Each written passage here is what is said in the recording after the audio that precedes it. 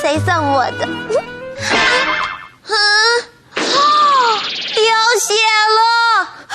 博士，阿迪，救命！救命！是不是有坏人？没有坏人了，是我受伤了。受伤？哪里受伤啊？哦，哪有受伤？我看你还好好的啊。有啊，这里啊，看到吗？有血啦！不知道是谁送我玫瑰花，害我被上面的刺给刺到流血嘞。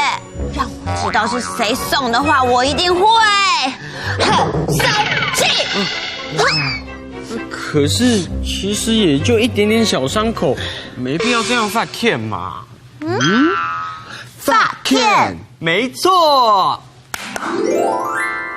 发 can 就是生气的意思。那很高兴呢，就是动听。例如，爱发 can， 爱动听。换你们一起念一遍哦。生气，发 can， 发 can， 很高兴，动听，动听，动吼。我的伤口又流血了，流血了，你看到没有？看到没有？博士啊，为什么人会流血啊？那是因为啊，在我们身体里面啊。Hello， 我是负责携带氧气到全身器官的红血球。我是白血球，只要有坏的病毒入侵身体，我就会马上发动攻击。我是小护士血小板，只要受伤了，我就会马上出动哦。我的工作是负责修复伤口。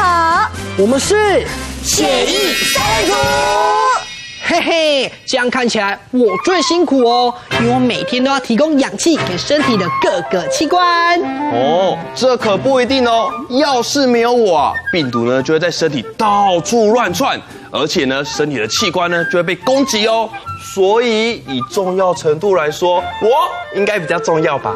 你们说的都没有错啦。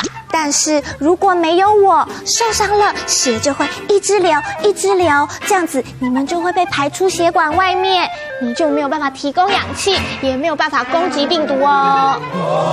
结果就是我们一样重要，因为我们是血液三组，出发！在我们身体里面啊，布满了大大小小的血管，负责我们身体里面器官的运作。如果我们有一个伤口，就像水管破了一个洞一样，里面的血啊就会从伤口流出来，就叫做流血。这时候如果有细菌要从伤口里面跑进去，白血球就会负责防守的工作。博士，我还知道哦，像我们的血小板啊，就是负责把伤口的血凝固的，对吗？没错，亮亮真聪明。可是奇怪耶，送花给亮亮的人，应该是希望亮亮拿到花的时候可以懂听啊。谁叫他忘记把刺给拔了？生气！不应该，不应该！亮亮，不要发 can 啊！其实这个花是我买的啦。博士，你干嘛突然送人家花啦？这花不是送你的啦。那是要送谁的啊？不要问那么多啊！是不是那个爱 Q 后母小姐啊？是啊！什么？我也知道了，帮我来一下。好痛！知道了。